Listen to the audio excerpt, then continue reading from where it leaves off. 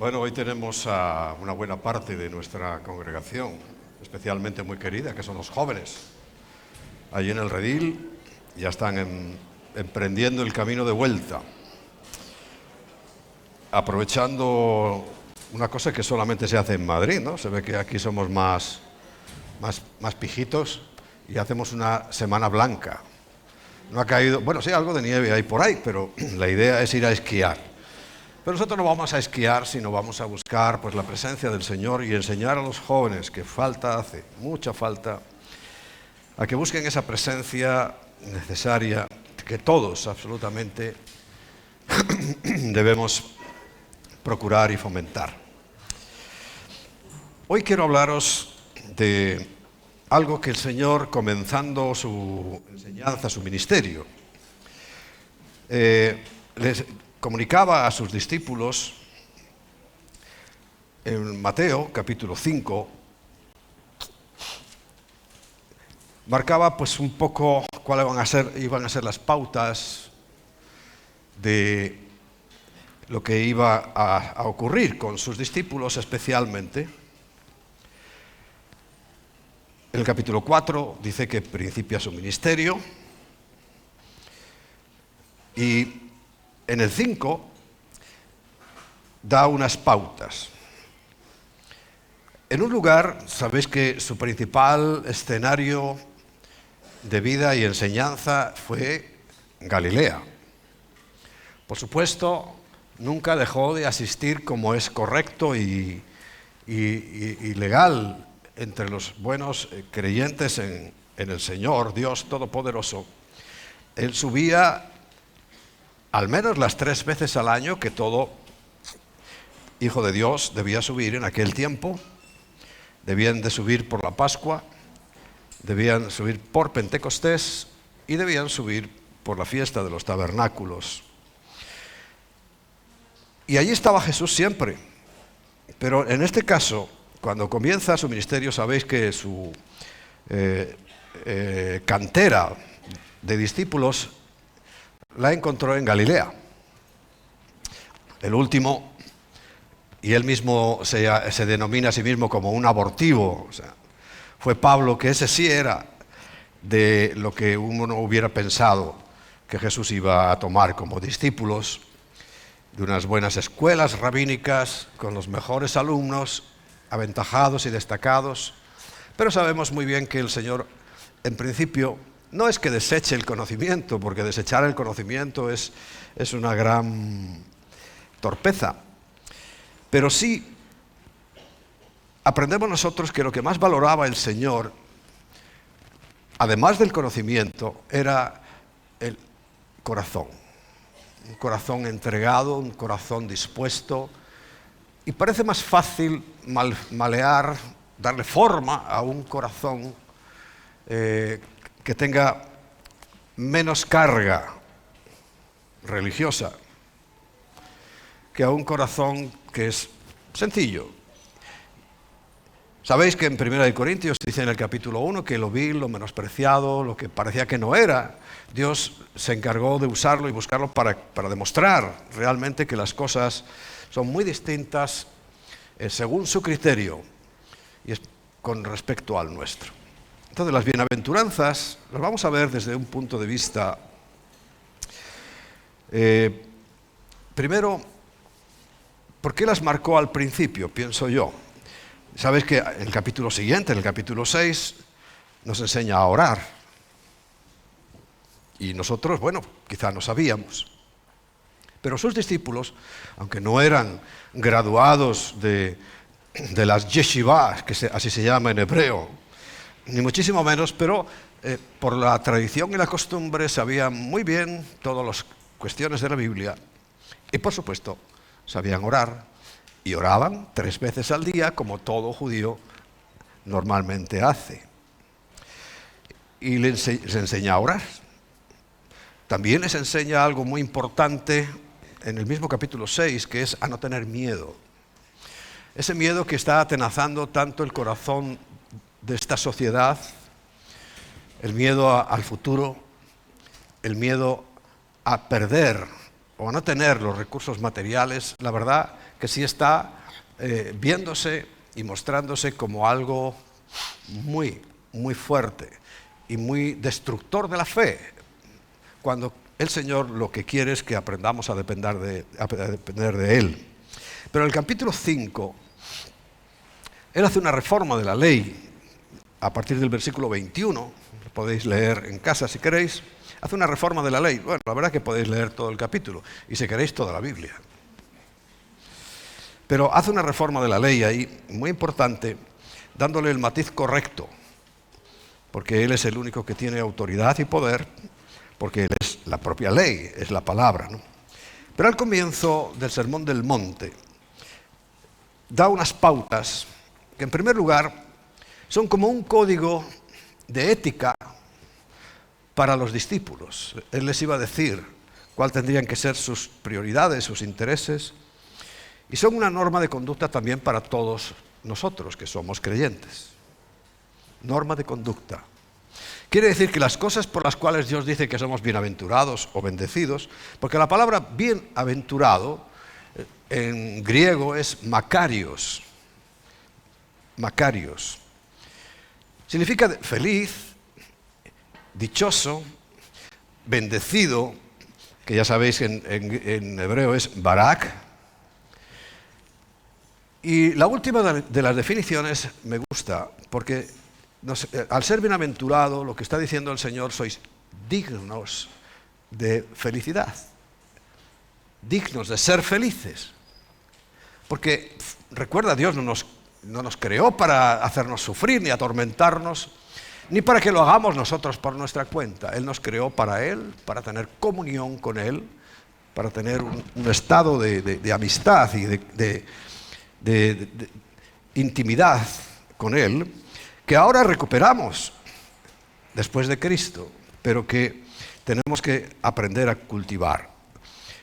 Bajo ese punto de vista también, en segundo lugar, vamos a ver las bienaventuranzas que contrastan, o sea, los ponen ahí para que se vea cuáles son los valores del reino. Ese reino que todos estamos pidiendo cuando oramos, que es eterno,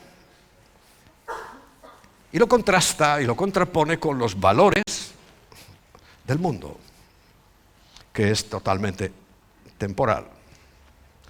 En tercer lugar, también ponen enfrente o contrastan la fe, pero la fe superficial de los fariseos, religiosos, el mundo religioso. Recordad, yo he dicho muchas veces que fe tiene todo el mundo y que la fe por sí sola no es nada, porque es la fe en la obra de Cristo, en lo que Él hizo en la cruz hace 2000 años, lo único que nos puede salvar. Entonces, la pone enfrente es la verdadera fe contra la de los fariseos. O sea, la fe que Dios quiere, que Cristo quería. Y en cuarto lugar, las bienaventuranzas nos muestran que las expectativas del Antiguo Testamento, expectativas porque no llegaban a poder realizarlas, se verían cumplidas en el reino nuevo, ese que tanto pedimos. Dice, estas bienaventuranzas no pueden ser tomadas selectivamente. Quiere decir, no puedo escoger una y dejar el resto, o dos y dejar el resto, sino que todas absolutamente es un paquete que deben tomarse como un todo y describen lo que debemos ser como seguidores de Cristo. Ese es el punto de vista. Desde ahí las vamos a examinar. Y vamos a leerlas, por tanto, en el capítulo 5 de Juan. Dice que viendo la multitud, fíjate, aquí vamos a ver un detalle. No es relevante, pero lo es en cuanto a que estamos... Mira, ninguna mentira procede de la verdad. Entonces, yo es algo que me ha preocupado bastante y he estado muchos años investigando y dándole vueltas a las cosas, pero sencillas, no hace falta tener grandes conocimientos ni complejos, simplemente, como os he dicho siempre, hay que leer la Escritura con cuidado. Entonces, cuando uno lee con cuidado, lo que aquí pone, dice que viendo la multitud, claro, esto ya le confunde a la gente. Claro que veía la multitud y vería otras muchas cosas.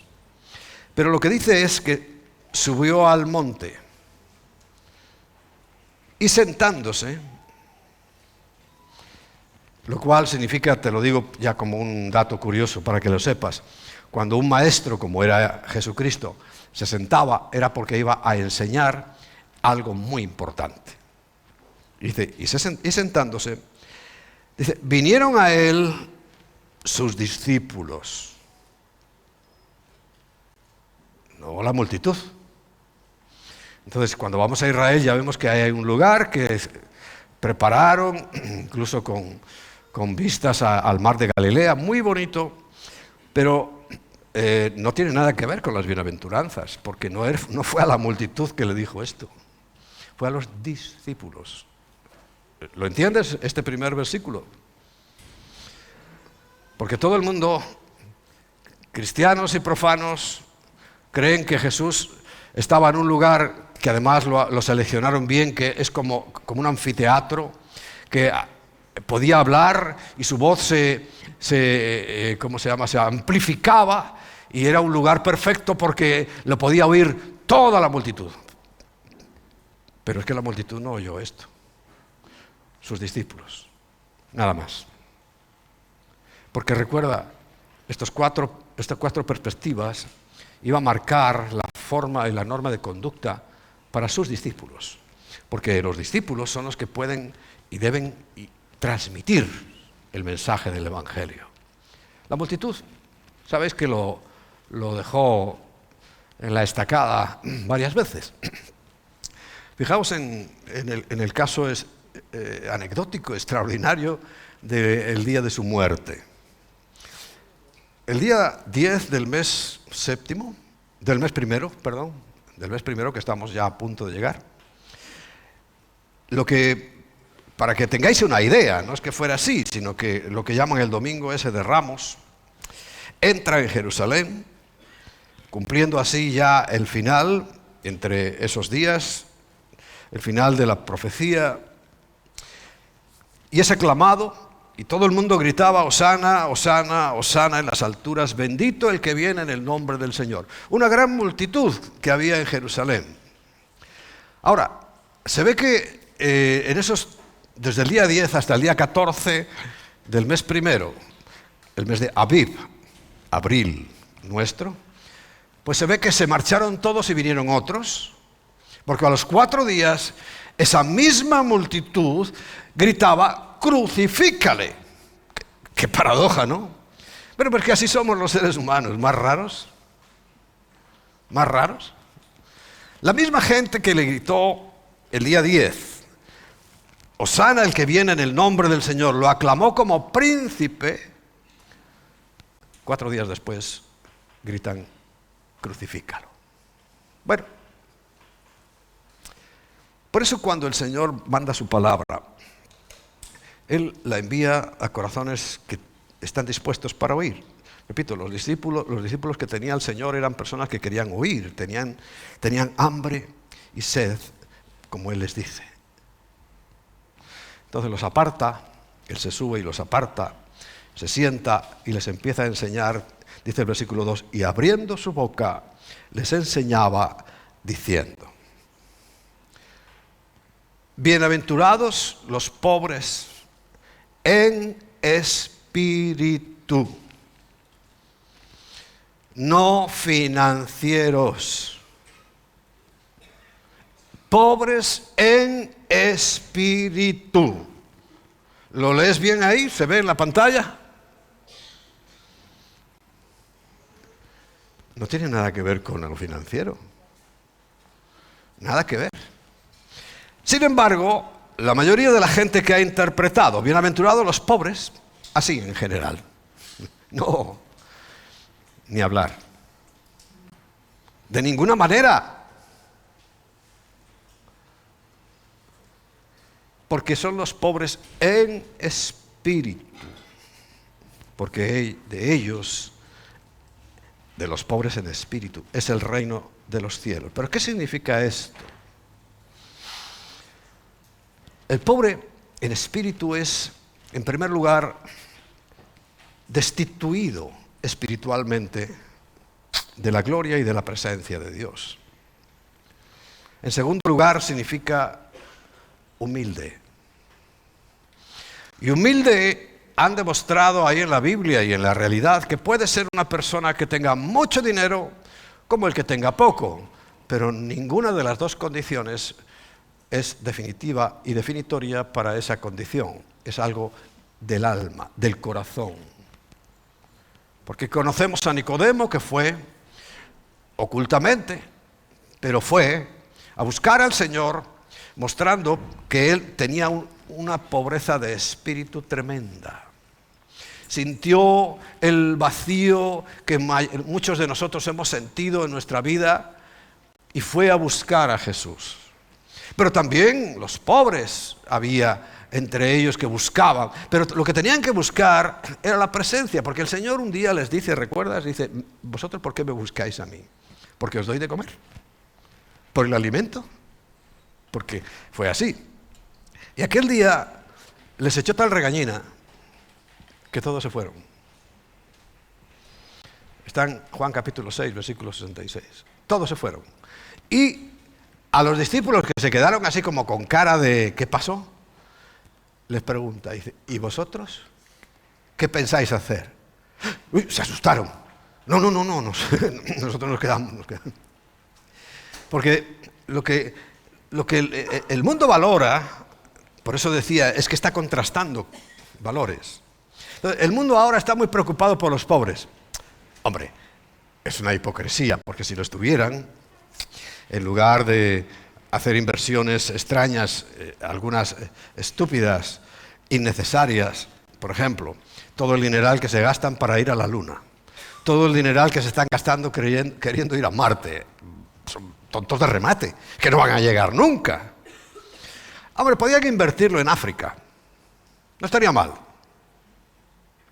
Podían invertirlo en los países pobres, sería una buena idea, ¿no? Ah, no, pero eso no lo hacen.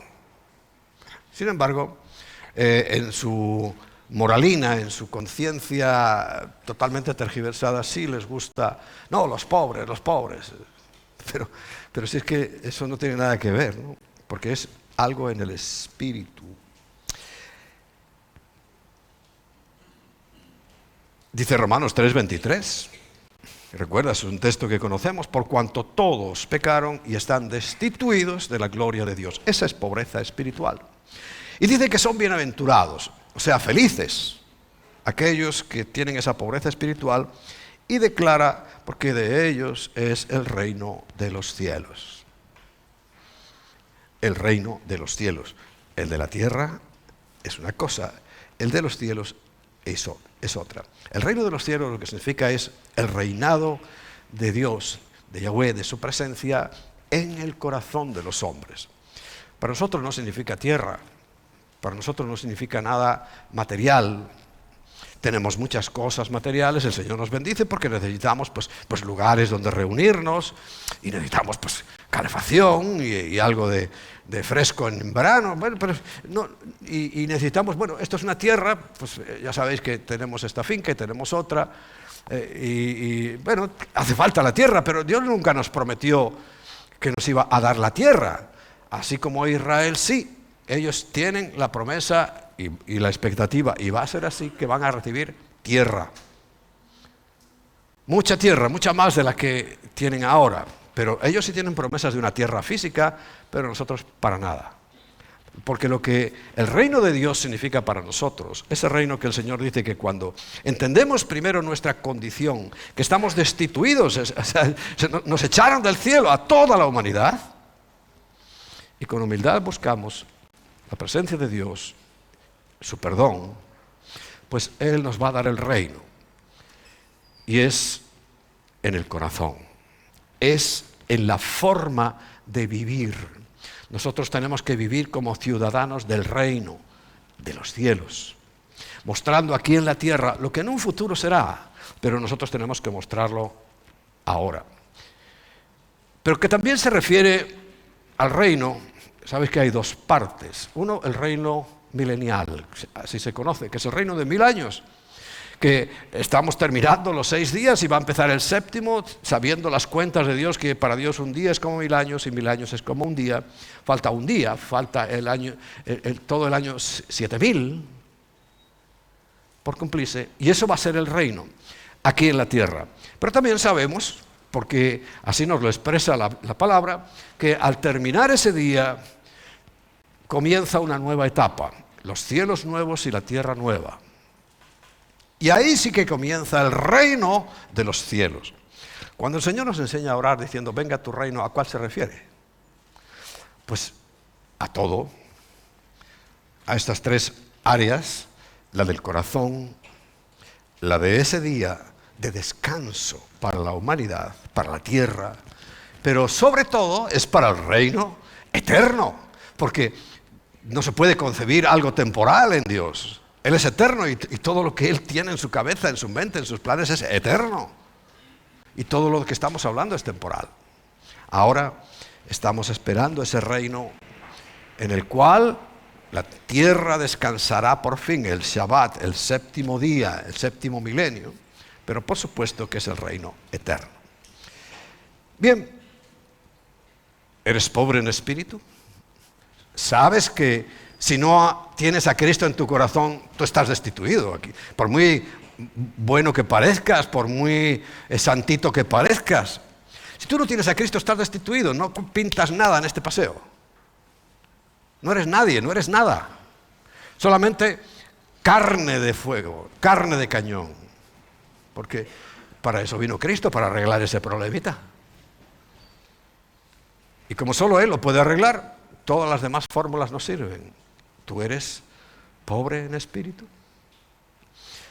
Recuerda, son normas que tú tienes que, para ser un buen ciudadano del reino de los cielos y dar un testimonio en la tierra, este punto primero y todos los demás es importante.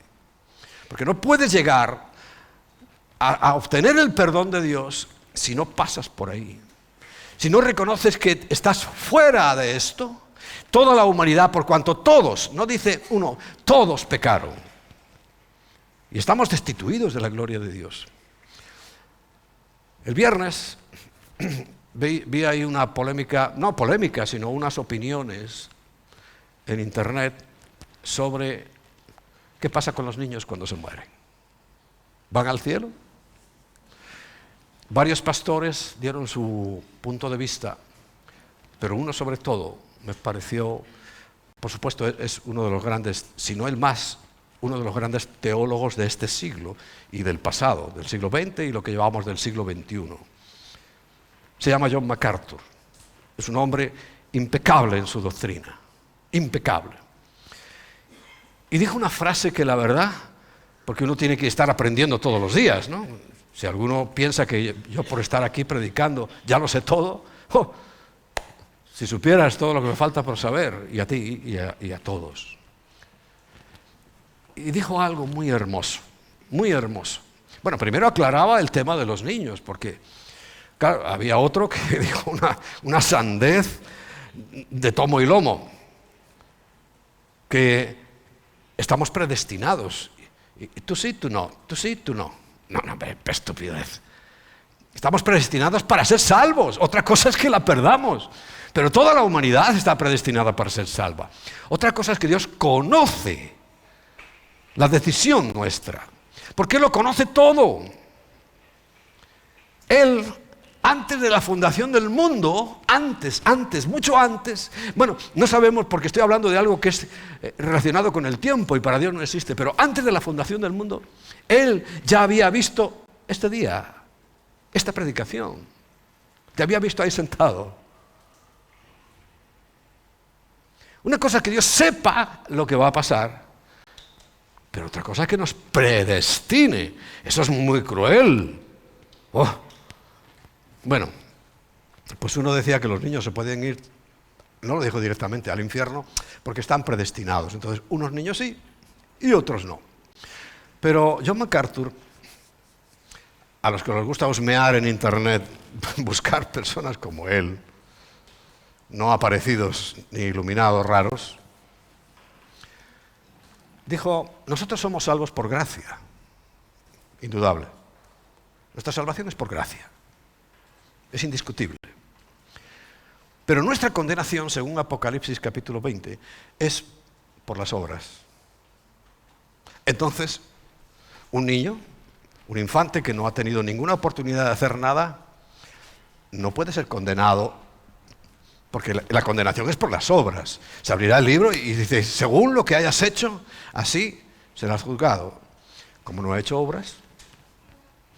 Quiere decir, bueno, tiene clarísimo que la posición de alguien por la gracia de Dios que no ha hecho nada, ni bueno ni malo. Bueno, bueno sí, porque la verdad que dan una alegría a los niños. ¿Cuánto echo de menos a mi nieto, madre mía? Está en Panamá, por ahí. La verdad que cómo se aprende a querer esas criaturas. Yo me imaginé que todos me decían, ya verás cuando seas abuelo. Joder. Pues ya te lo digo a ti ahora, ya verás cuando seas abuelo. Cómo se quiera a esas criaturitas, ¿verdad? Bueno, pero está claro, la salvación no es por obras. Esto lo pone clarísimo en la Biblia, lo entiendes, ¿verdad? No es por obras, pero la condenación sí. Entonces, ellos no pueden ser condenados porque no han hecho obras malas. Ahora, otra cosa es saber cuándo, en qué punto empiezan a hacer obras malas. Eso ya es cuestión. Pero hombre, normalmente, sobre todo los niños que no les han dado la oportunidad ni siquiera de nacer. ¿Sabes que la ministra que tenemos, que es una persona, es médico? Y dice que, aunque lata el corazón y todo eso, que no es una criatura. La ministra de ahora, la que tenemos. Mira, a mí me pasa como un amigo mío de Valladolid, que dice que cuando alguien me cae mal se me olvida cómo se llama. Pues qué horror, y es la ministra, y es médico encima. ¿Hasta dónde estamos llegando, no? La perversidad y la depravación. Bueno, os digo esto para que estéis tranquilos por ese lado, si alguno tenía dudas, pero solamente puedes ser condenado por tus obras, pero recuerda, ya no. Si alguno está en Cristo, nueva criatura es. Las cosas viejas pasaron y aquí todas son hechas nuevas. Quiere decir que para los que nacen de nuevo, eso ya no cuenta, porque ya, a pesar de nuestras obras, muchas de ellas lamentables, la gracia de Dios está muy por encima de todo eso y somos salvos por lo que hizo Jesús y no por nosotros. Por eso recibimos el reino. Pobres en espíritu.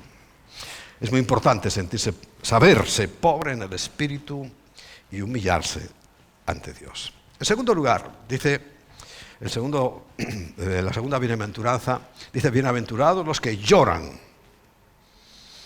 Los que lloran.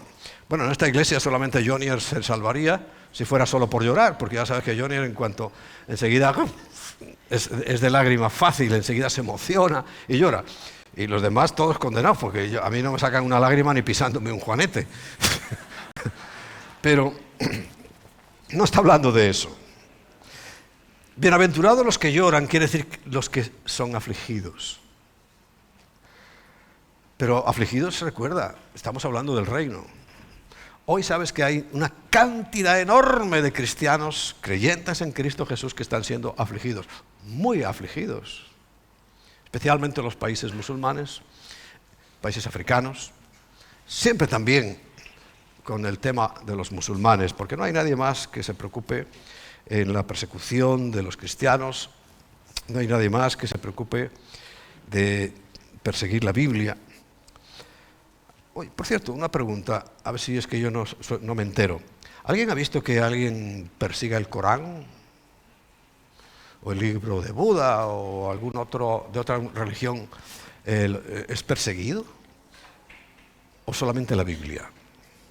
Mira, eso ya es una garantía para ti y para mí de que es la verdad. Porque si fuera mentira, pues como los demás, no le harían ni caso. Pero como es la verdad, tienes que tener garantía en tu corazón de que es la verdad, porque Satanás no quiere más que destruirla. Hasta físicamente quiere quemarlas. Y se ha hecho públicamente muchas veces. Pero la aflicción es el lloro que está hablando aquí. Porque Dios sabía, y le está hablando a sus discípulos, diciendo, vais a tener momentos de aflicción, que vais a llorar, aunque sea espiritualmente, vais a llorar, claro que sí. Pero todo dolor lleva consigo latente la consolación, pero cuando esta viene del Señor, es perfecta. Por eso, el Señor está diciendo, y lo dijo en Juan 6, ¿no? En el mundo tendréis aflicción, pero confiad, yo he vencido al mundo. Quiere decir que vamos a recibir una consolación perfecta, perfecta. Y de hecho, el nombre, o uno de los nombres que se le da al Espíritu Santo, ¿cuál es? El Paracleto, que es el Consolador. Porque, bueno, hay gente que dice que aquí no puede pasar nada, que estamos... por cierto, son los que creen que el reino de la Iglesia es de la tierra y están conquistando la tierra. Hombre, la verdad no han conquistado mucho. Yo diría que nada. Ya sabéis, algunos sabéis a qué me refiero. Conquista, y venga conquista, y unos muñequitos y unas cosas. ¿Y qué han conquistado? Nada, porque era una mentira. Se parte de las bases equivocadas. Entonces, cuando tú partes de una base equivocada, ¿a dónde quieres llegar? A ninguna parte. Bueno, pero sabía que íbamos a tener aflicción. Por eso dice, serás feliz cuando seas afligido, pero por causa del reino. En tercer lugar, dice, en la tercera bienaventuranza, bienaventurados los mansos, porque ellos recibirán la tierra por heredad. Claro, la Biblia dice que reinaremos con Él 1000 años. Y en la nueva tierra y en el nuevo cielo, como es tan imposible de saber cómo va a ser eso, no lo sé. No te puedo decir ni sí, ni no. Pero en esta tierra, ¿sabes? Va a ser Israel el que la gobierne, pero la Biblia dice que nosotros, y esta es una de las grandes polémicas, hay una posición de la Iglesia. La Iglesia no es Israel, aunque Israel sí puede ser la Iglesia, porque en cuanto reciban a Cristo, y los que recibieron a Cristo son Iglesia, pero los que no, son Israel, otra cosa. Porque recuerda, 1 Corintios capítulo 10, versículo 31, dice que no seamos tropiezo ni a gentiles, ni a judíos, ni a la Iglesia de Dios, 3 partes diferentes. Y la Iglesia de Dios puede comprender a judíos y a gentiles, pero no las demás, no por cada uno, por separado no es nada, solo en la Iglesia de Dios. Entonces, este reinado en la tierra, esta posición en la tierra principalmente es para Israel. Las promesas que Dios le hizo a Abraham, a Isaac, a Jacob y a todos, se van a cumplir. Ahora, la posición de la Iglesia es que nosotros somos el cuerpo. El cuerpo. Hombre, es muy bonito cuando cantamos que somos la niña de sus ojos. Perdóname, la niña de sus ojos es Israel. Nosotros somos el cuerpo de Cristo. Somos la novia de Cristo. Mucho más importante que ser la niña del ojo, ¿eh? ¿No te parece? Somos su novia, quiere decir... Pero vamos a la parte del cuerpo. Lo define muy bien Pablo y ahí cuando tú lo entiendes, lo admites en tu mente, Cristo es la cabeza, sí, pero las cabezas no andan solas, andan con el cuerpo. Quiere decir que a partir de que seamos arrebatados, a partir de que en ese tiempo del arrebatamiento, esos 7 años, mientras en la tierra va a haber un sufrimiento tan grande que el Señor le llama la gran tribulación, nosotros estaremos en una boda, en las bodas del Cordero, que también dice en el libro del Apocalipsis.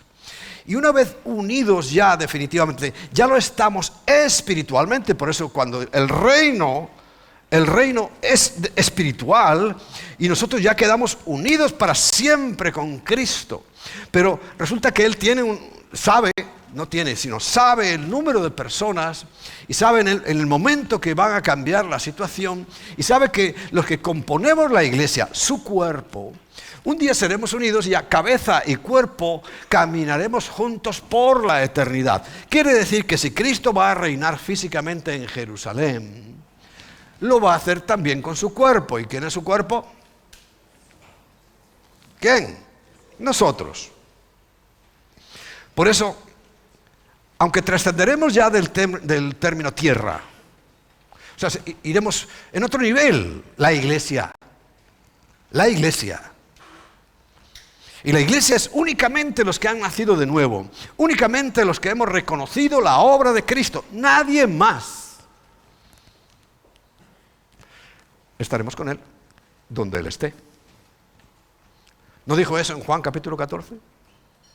Para que donde yo estoy, vosotros también estéis. Porque en ese momento se producirá ya la unión definitiva, física, psíquica y espiritual.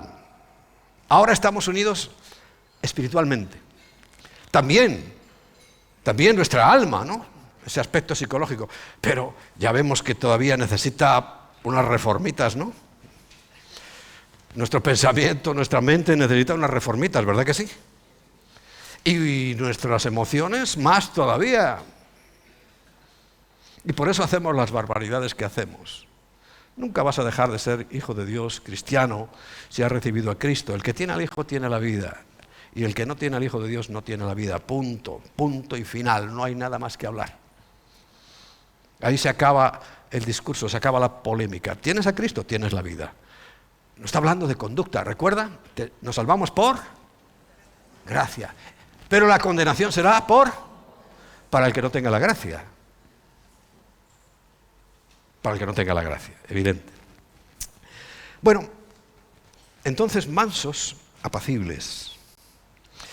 Combinación de calma espiritual y fuerza que Yeshua nos da con su presencia. Él nos hace, dice, aprended de mí que soy manso y humilde. Jesús dice, aprende de mí, que soy como hombre manso y humilde. A mí me hace mucha gracia cuando se plantean guerras, ¿sabes? ¿Recuerdas en Inglaterra e Irlanda? Católicos contra protestantes, y ambos creían que eran cristianos, pero solo lo creían ellos. Porque un cristiano no muere, no mata sino muere, ¿no? ¿Jesús tenía poder para matar a todos sus enemigos? Pero así. Pero Él murió. Y todo cristiano nunca va a matar.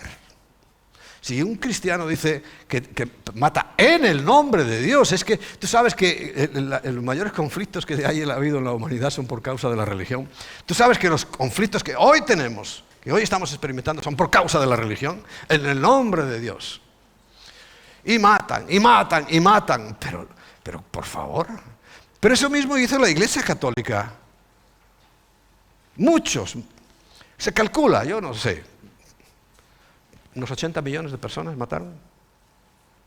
La iglesia que hoy creen que es de Cristo, 80 millones más o menos, según los cálculos, yo no sé cómo hacen esos cálculos, la verdad.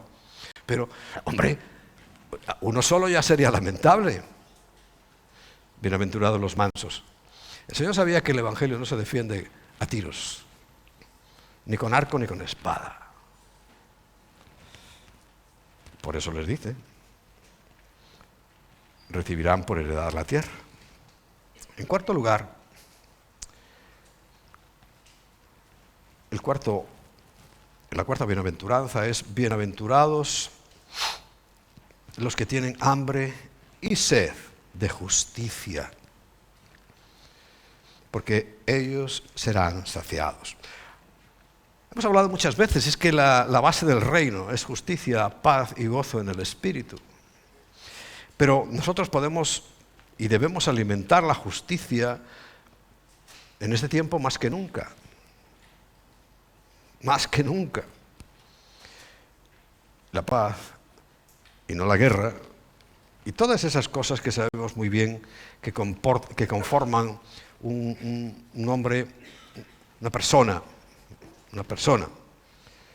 que es capaz de tener ese fruto del Espíritu de amor, de gozo, de paz, de paciencia, de benignidad, de bondad, de fe, de mansedumbre y de dominio propio, ¿no? Pero, ¿sabes que todo hombre, todo ser humano tiene hambre? No solamente de alimentos. Todo ser humano tiene hambre de amor. Alguien dijo una vez que si el ser humano pudiera dar y recibir 100% de amor, no tendría ningún problema. no habría ninguna violencia, no habría ningún crimen, nada. 100% de amor. ¿Pero quién es el 100% de amor? Cristo. Él es el 100%. Entonces, cuando nosotros recibimos a Cristo, estamos recibiendo 100% de amor. Quiere decir que aunque no nos sana así inmediatamente, vamos camino de una sanidad, de una perfección, ¿no? Hambre y sed de justicia. Y toda religión, porque es algo que está innato en el ser humano, toda religión siempre sitúan a su Dios, al ser que quieren adorar, ¿dónde lo sitúan? Arriba. Porque intuitivamente, y esta es una de las facultades del Espíritu, el ser humano sabe que hay algo superior y que está mucho más elevado que él, arriba. Y por tanto, aunque equivocadamente, le buscan hambre de Dios, hambre y sed de Dios. Y hay mucha gente, pues todo el que clama, todo el que le busca al Señor, dice, lo va a encontrar. Y es una hambre y una sed apasionada por la bondad y la santidad. Y dice que seremos saciados. Y de verdad que lo somos aquí en la tierra, y encontramos que el Señor llena tantas cosas en nuestra vida. Claro, si yo predicara que es obligatorio que te vaya bien, que no debes tener ningún problema, que lo que pidas te lo van a dar, y todo eso, pues como dije, ¿sabe? Les compartí en Londres el mismo mensaje porque me pareció, yo estuve orando y el Señor me dijo que necesitaba también eso, porque en las sociedades materialistas es muy bueno saber que hay cosas que nos van a decepcionar, pero no unas, sino muchísimas, y cómo el Señor va a sanarlas, ¿no? Entonces, resulta que el Señor tiene ese plan maravilloso, eso sí que es un plan maravilloso, de saciarnos cuando tenemos realmente hambre y sed de Él. Porque tener hambre y sed de justicia, claro, hoy, imagínate, vivimos en una sociedad injusta. España está haciendo el doctorado, ¿no?, en injusticia, pero estamos a la cabeza, a punto del summa cum laude, ¿no? Sabes que eso es cuando ya estudias muchísimo y te dan el título máximo. Bueno, España está a punto de summa cum laude de injusticia. Injusticia. Lo de esta semana, ¿lo habéis visto? Claro, yo os digo para que lo entiendas. Están los agricultores protestando y al mismo tiempo va el presidente a Marruecos a ofrecerles 45.000 millones. Unos dicen que es un fake de eso, pero yo no sé, que yo conozco al personaje y tú, ¿verdad?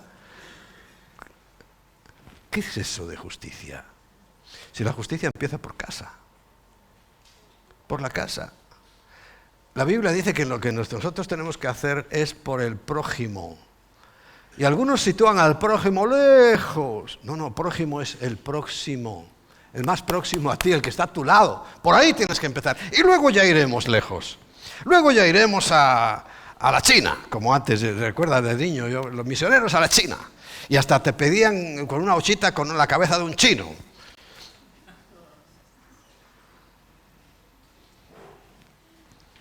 Ya iremos.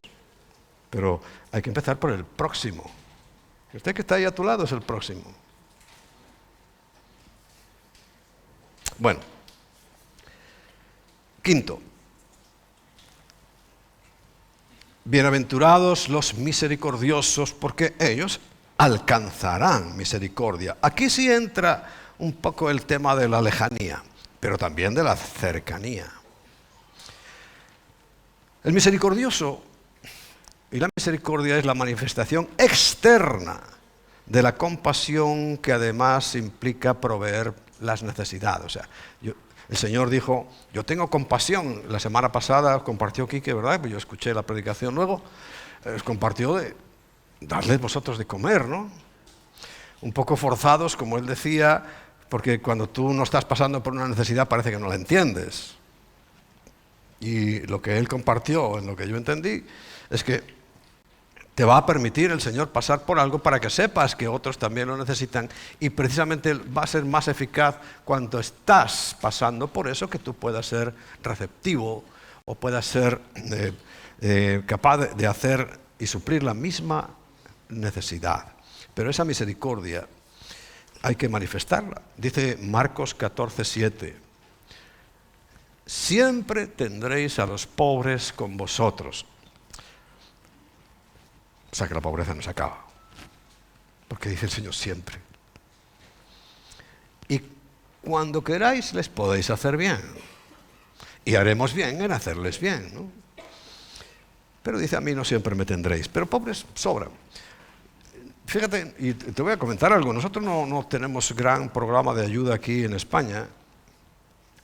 Porque es que aquí, claro, como algunos piensan sinceramente que están ganando méritos e incluso piensan que se salvan dándole de comer a los pobres, aquí sobran las ONGs. ¡Buf!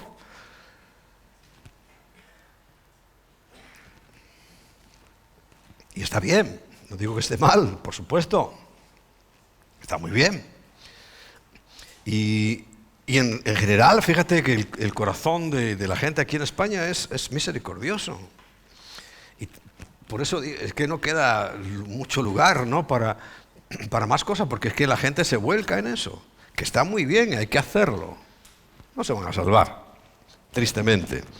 Si comprendieran que es Cristo el que los salva, sería perfecto, con esa generosidad que se muestra en España de siempre, ¿eh? Pero claro, eso no sirve por sí solo para salvación. Claro, al que está beneficiando se le sirve, por supuesto. Y sí hay un componente muy grande de misericordia. Y nosotros también lo hemos hecho. Y lo hemos hecho en Marruecos. Ahora no lo estamos haciendo, pues por diversas circunstancias, ¿no? Porque, bueno, ya lo explicaré algún día si viene al caso, pero ahora mismo no. Sin embargo, sí estamos sensibles a poder ayudar al próximo. Por ejemplo, aunque ahora ya no están con nosotros, recordáis que teníamos nuestros 3 negritos. Eso es. ¿Por qué los teníamos? Porque son 7, son muchos, los padres tenían una carga, unas circunstancias. Entonces, ¿qué hacemos nosotros? Tráelos. Nosotros nos ocupamos el tiempo que sea. Ahora, ya os digo que no están, pues bueno, volvieron con sus papás. Pero mientras el tiempo duró, porque ellos no podían, etcétera, etcétera, los traemos con gusto. Los atendemos, los cuidamos. Eso es ser misericordioso. Sin tener que ir a la China, sino la necesitaba, estaba ahí en la puerta, estaba concretamente en Alemania. Una familia que empezó a ir a la iglesia. Bueno, pues aquí puede ocurrir lo mismo. Pero yo sinceramente no me planteo esto, sobre todo con las imágenes que se ven en televisión, cuando la basura aparece en los contenedores más próximos a los lugares donde se les da. ¿Vamos a gastar nuestro tiempo, dinero, recursos en eso? No hace falta. Si hiciera falta, claro, ahí estábamos los primeros, pero no hace falta. Está suplido con creces ese asunto. Entonces nos vamos a concentrar en la verdadera necesidad. ¿Sabéis que nuestra ONG, que tenemos una propia, se llama así? O sea, ADAM. ADAM con M. Con N, perdón. Y es Asociación de Acción Social para el Necesitado. Los caraduras, no. La gente que no lo necesita, no. Necesitado. Si alguien está necesitado, ahí estaremos nosotros. Pero complementos de sueldo, comida para que la tiren a la basura, no estamos para eso. En mi criterio y como pues estamos haciendo. Ahora, sí hay un corazón misericordioso, estamos dispuestos, tenemos los recursos incluso, pero no para tirarlos, no para echarle perlas a los cerdos, porque las pisotean. Bien, en sexto lugar,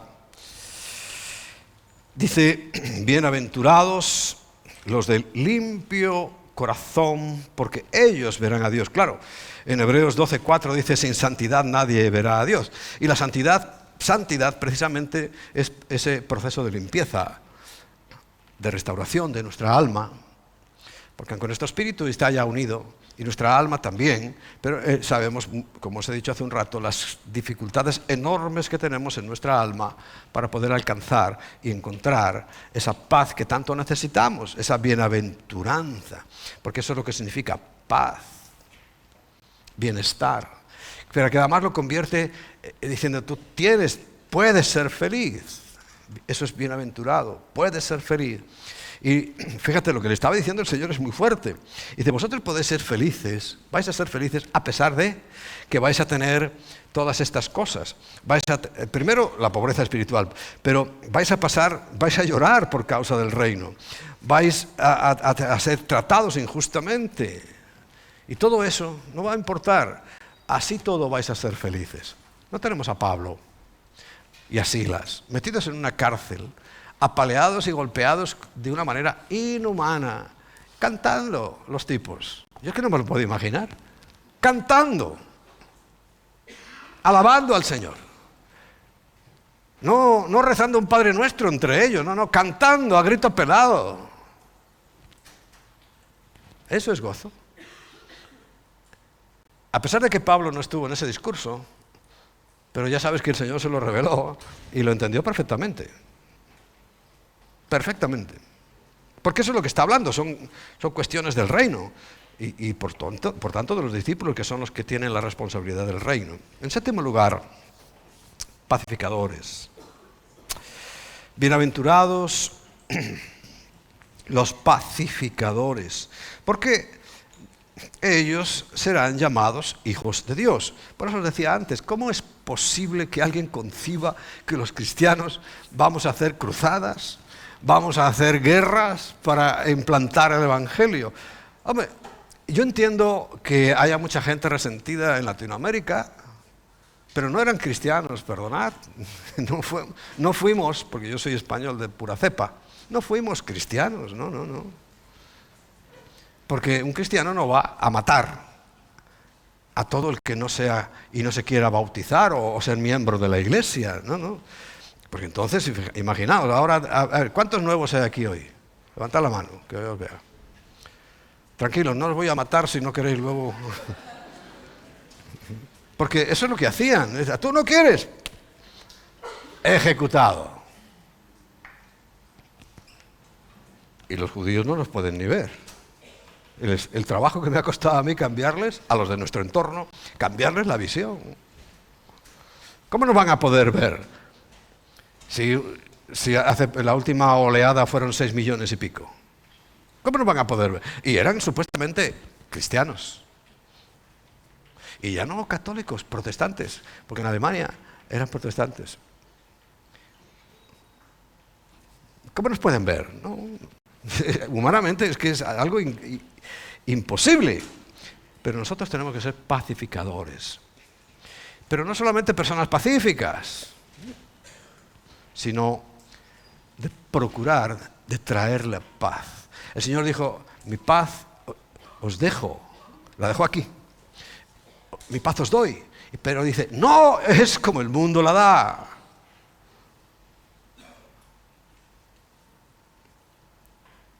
Y tenemos que procurar la paz donde hay conflicto. Eso es pacificador.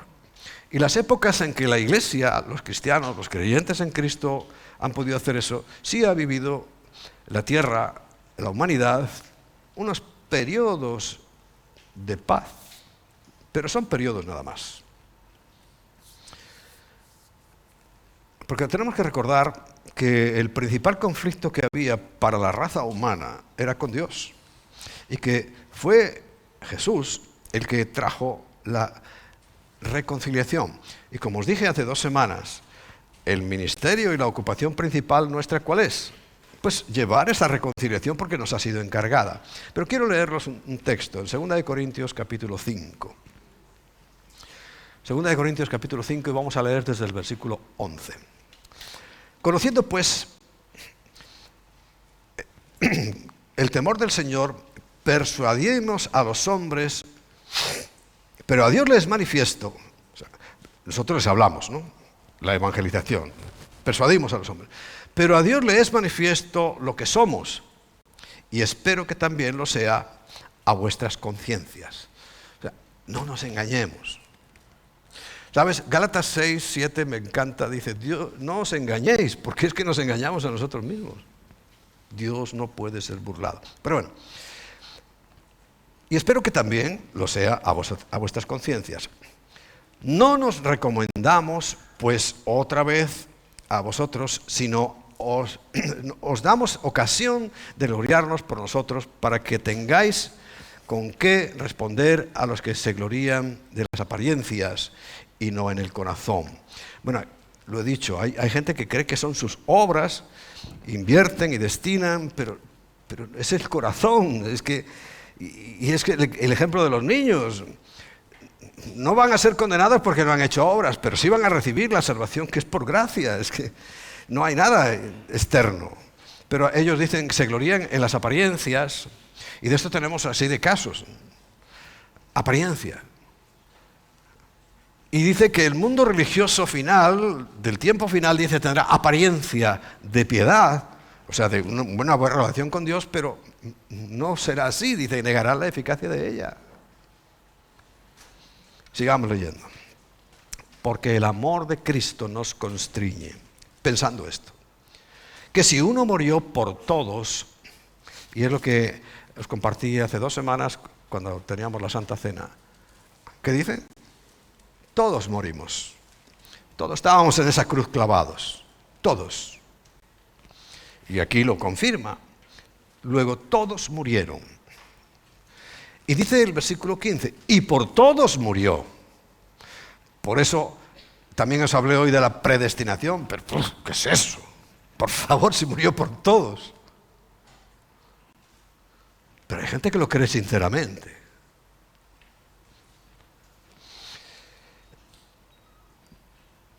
Para los que viven, los que sí entienden el mensaje, dice, ya no vivan para sí, sino para aquel que murió y resucitó por ellos. Una iglesia, un cuerpo, tiene que hacer lo mismo que la cabeza.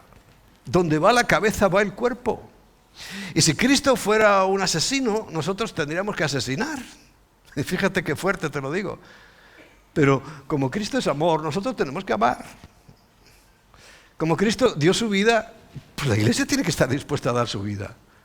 Como de hecho la están dando, ¿eh? Está ahí un testimonio que, bueno, gracias a Dios que a nosotros no nos toca.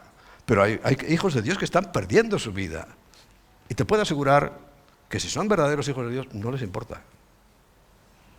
No les importa. Humanamente, oh, qué desgracia, qué pobrecitos. ¿Qué pobrecitos? Pablo decía, si yo estoy deseando largarme de aquí. Si estoy aquí es por vosotros, por nosotros, porque tengo que seguir predicando el Evangelio. Pero yo ya he entendido lo que es el cielo y yo quiero estar allí. Voy a estar aquí ahí con esta gente que no hace más que maltratarme, darme palizas. ¿Entiendes? Porque para un cristiano, un hijo de Dios, la muerte no es más que una circunstancia.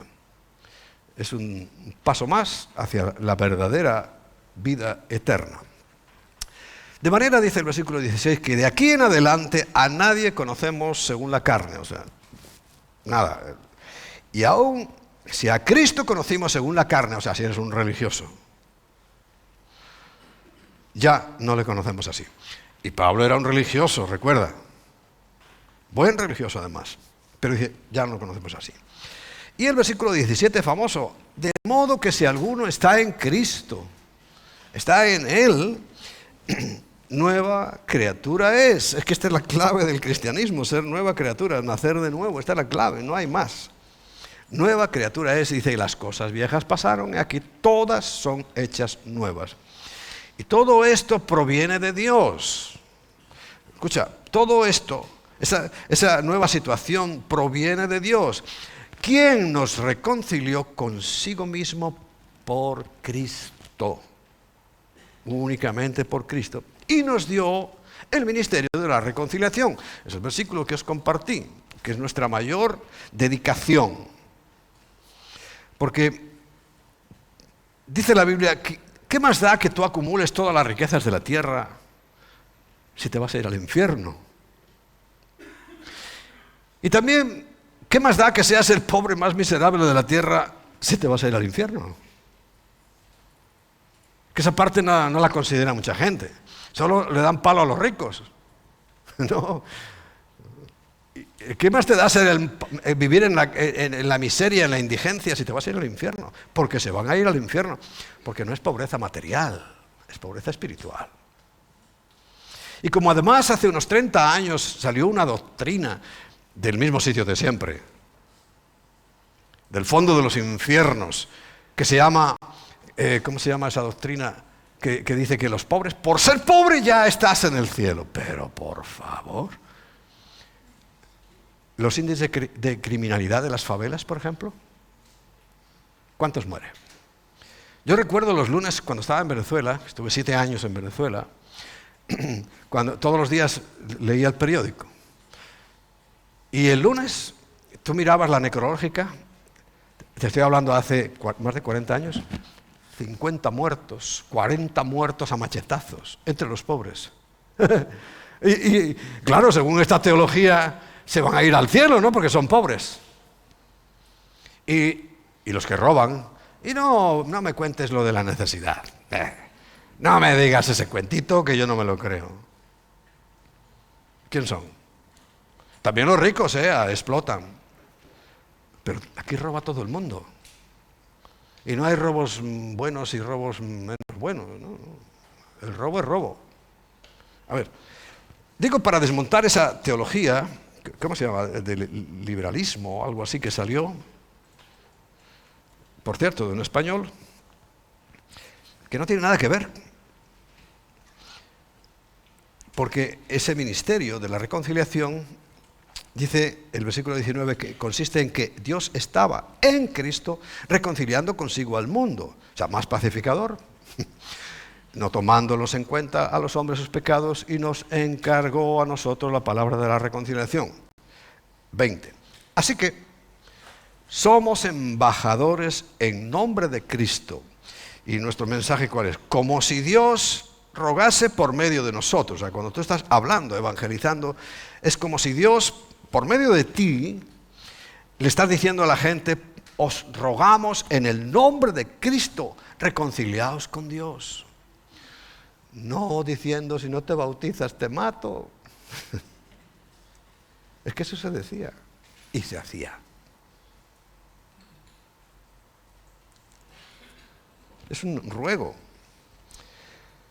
Y dice el versículo 21, el que no conoció pecado, Cristo, por nosotros lo hizo pecado. Recuerda, toda tu vida, todo tu pasado y todo tu futuro y tu presente, por supuesto, allí fueron puestos en Cristo, porque Él se hizo pecado para que nosotros fuésemos hechos justicia de Dios en Él. Pero no somos justos, olvídate de eso. Olvídate de eso. Octavo, persecución. Persecución. Por causa de la justicia. Por causa de predicar.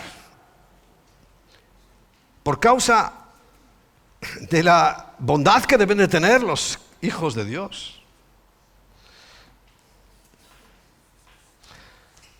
Por causa de predicar el Evangelio, pero no por causa de nuestras fechorías. Si a un cristiano lo persiguen por haber hecho un delito, cometido un delito, que los hay, y puede haber un cristiano nacido de nuevo que haga una gran barbaridad, claro, y lo van a perseguir, pero no tiene ningún mérito. Lo persiguen porque es un malhechor. Punto. ¿Y cuántas veces te han perseguido a ti, a lo mejor en tu trabajo? Porque es que vas de sobrado. No prediques el Evangelio. Vamos a ver, me contaba alguien muy cercano hace mucho tiempo que le llegó a su taller un cristiano. Tu padre. Le llegó un cristiano. Y claro, tenía la carga de que era un cristiano, hombre, sí, venga. Pero ¿sabe lo que hacía el cristiano todo el día? Leer la Biblia. Y dirás, hombre, no, en el trabajo no se lee la Biblia, en el trabajo se trabaja. Y claro, venía y me decía, dice, pastor, ¿pero qué hago? Y dice, pues échalo. Hombre, es que es cristiano. Y digo, pues por más motivo. Si es un cristiano tenía que trabajar el doble. El doble. Se sentía mal. Lo iba a perseguir por causa de la justicia, porque estaba leyendo la Biblia. No, léela en casa, tienes muchas horas y el trabajo son 8. Y las horas son 24. Por eso nos pueden perseguir, porque ese cristiano cuando lo echó diría, me han perseguido, me han echado por causa del Evangelio. No, hombre, no, te han echado por estúpido.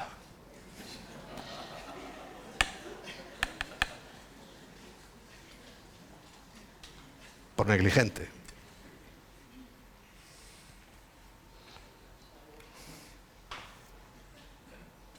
Hay ministerios que pagan a gente, porque tienen que comer, para orar. Yo le diría, mira, vete, busca un ministerio de esos que tienen buenos recursos y que le pagan a la gente por estar orando. Es como si fuera un trabajo, muy agradable, por cierto. Pero claro, ellos entienden que hay que orar y que la gente no va a ir... Porque otra cosa es que fuera al revés, que no le pagaran. ¿Y de qué come? Él, su familia, ¿no? Y le pagan. Tenía que haber ido a ese sitio, pero es por causa de la justicia. 9. Dice que bienaventurados sois cuando por mi causa os vituperen y os persigan y digan toda clase de mal contra vosotros, pero la clave es mintiendo. Si es verdad lo que dicen de nosotros, si es verdad que tal vez robaste, si es verdad tal vez que tuviste por ahí un encontronazo agradable en ese instante con otra persona del sexo contrario o del mismo, y te persiguen, pues oye, allá tú. Eso no puedes echarte mérito, ¿no? Como estamos diciendo. Y terminamos, y ya quiero que suban los chicos, porque todo esto concluye en algo que recuerda esos consejos que el Señor le está dando a sus discípulos. No lo olvides, a sus discípulos. La masa no era capaz de entender esto, no hubiera entendido esto. Y ese mensaje nunca fue destinado a eso. Ahora sí, pero claro, yo ¿a quién se lo comparto? A vosotros que sois nuestros discípulos. Os lo comparto a vosotros que os estamos preparando lo mejor que podemos y formando para que podáis llevar el Evangelio. Y venís antes de la reunión para un curso y os quedáis después de la reunión para un curso, preparándonos, capacitándonos para poder hacer de la manera más eficaz posible la tarea que se nos ha encomendado. Recuerda, el trabajo, el ministerio de la reconciliación.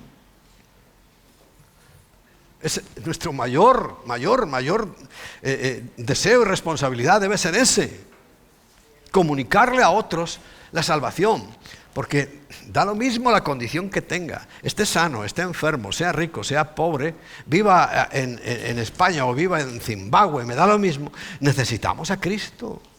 Y eso es lo que tenemos que decirle a la gente. Y eso es lo que estamos haciendo constantemente. A veces es un evangelismo en silencio, con tu testimonio. ¿Recuerdas? Justicia. Justicia. Pero el resultado de todas esas cosas que el Señor como que les está anunciando que les iban a pasar, pero que iban a ser bendecidos, de todas maneras, y además iba a provocar una bendición especial. Por ejemplo, cuando os vituperen mintiendo. Yo a veces le he dicho a alguno de los que nos vituperan, le digo, muchísimas gracias, nos estás bendiciendo. No te imaginas lo que nos estás bendiciendo cuando hablas mal de nosotros, cuando hablas mal de mí. Mintiendo, mintiendo. Porque si fuera verdad lo que dicen, ahí no hay ninguna bienaventuranza. Y les digo, pues yo prefería que lo hicieras directamente. O sea, ora por mí. Y dile al Señor que me bendiga. No hables mal de mí, de esta iglesia o de cualquiera, sin razón, mintiendo. Por eso yo cuando traigo algo aquí al público de lo que se está predicando, es que lo he visto y lo he oído y lo he vuelto a oír y me vuelvo a cerciorar de que ha dicho eso. No miento. Pero es que si es mintiendo, resulta que eso se vuelve en beneficio para el supuesto agraviado. Por eso dice. Bueno, todas esas cosas el Señor sabía que iban a pasar. Por eso concluye con este resultado final: cuando os persigan, cuando os vituperen, cuando seáis perseguidos por causa de mi nombre, por causa del testimonio que tenéis que llevar. Dice entonces el versículo 12: gozaos y alegraos. ¿No parece lo mismo? ¿Una redundancia? Gozaos y alegraos. O sea, quiere decir que hay un gozo, algo extraordinario, que los hijos de Dios, y os he contado, Pablo y Silas, apaleados, aporreados en una cárcel que no tenía desagüe. O sea, quiere decir que todo lo que hacían allí se quedaba cantando. Por supuesto que tenían el gozo del Señor. ¿Sabe lo que dice Nehemías 8:10? Te lo voy a decir. Nehemías 8:10 dice: luego les dijo, id y comed grosura y bebed vino dulce y enviad porciones a los que no tienen nada preparado. Pues ahí tenemos también generosidad, esa generosidad. Porque día santo es a nuestro Señor. Era un día que habían terminado algo muy importante. Y dice: no os entristezcáis, porque el gozo de Yahweh, el gozo del Señor, dice, es vuestra fuerza. Y no encontraron gozo allí en medio de aquella situación y las cadenas se soltaron y se abrieron las puertas. El gozo. Pero además del gozo interno que tú puedes estar experimentando y que debemos experimentar, dice, y alegría. Ellos estaban cantando. Cantando. Por eso dice, alegraos. Además de gozaros, dice, porque vuestro galardón es grande en los cielos. Pues así persiguieron a los profetas que fueron antes de vosotros. Quiere decir, nosotros no tendríamos ningún motivo, a no ser los personales que tú tengas. Cada uno tiene sus motivos personales. Pero si precisamente estás pasando por una motivación personal que humanamente te causaría tristeza, lo que tienes que hacer es lo contrario. Es como un antídoto. Recuerdo aquellos coritos, recordáis que cantábamos hace muchos años. Uno decía, cuando el pueblo alaba a Dios, suceden cosas. ¿Qué decía? Hay sanidad, hay liberación, se siente la bendición. Cuando el pueblo alaba. Y es lo que está diciendo, bueno, vais a pasar las canutas, pero gozaos y alegraos. O sea, no solamente te goces adentro, sino que manifiéstalo por fuera. Recuerdo que a principios del año pasado dediqué un mes y pico a hablar de la alabanza, de la importancia de la alabanza. Y es que es importantísimo. Por eso ahora te pido que te levantes y que primero digas, Señor, si no tengo gozo, algo está pasando en mí, es algo raro. Porque el gozo no depende de las circunstancias, sino depende de tu presencia. Siempre me gusta empezar por ahí. Si no tienes ese gozo, que es esa alegría interna, esa seguridad, recuerda cuando a mí me compartieron de Cristo y a ti, seguridad de salvación, eso te produce ya un gozo. Estás pasando por tormentas, estás haciendo lo que sea, pero tú sabes, tienes gozo. Pero además dice, y alegraos. Muéstraselo a la gente. Mostramos, y qué de testimonios hemos leído, ¿no? De gente que siendo fusilados, que estando a punto de morir, cantan. Y alguna vez ha resultado que el propio ejecutor se ha convertido luego. Porque es una cosa extraña que solamente puede salir de nosotros. Solo sale del cuerpo de Cristo. Porque Él fue alegre a esa cruz. Cuando yo leo en Isaías 53 y digo, cuando Él vio el resultado de su muerte, se gozó internamente. Claro, Cristo no se puso a cantar alabanzas en la cruz, no. Pero es que nosotros no estamos en la cruz. Ya estuvimos juntamente con Él crucificados. Con Cristo estoy juntamente crucificado. Y ya no vivo yo, mas Cristo vive en mí. Así que ahora, no os pongáis tristones y melancólicos porque vamos a repetir el comienzo. Alegraos y gozaos. Así que vamos a tener alabanza fuerte al principio y más fuerte al final. Amén.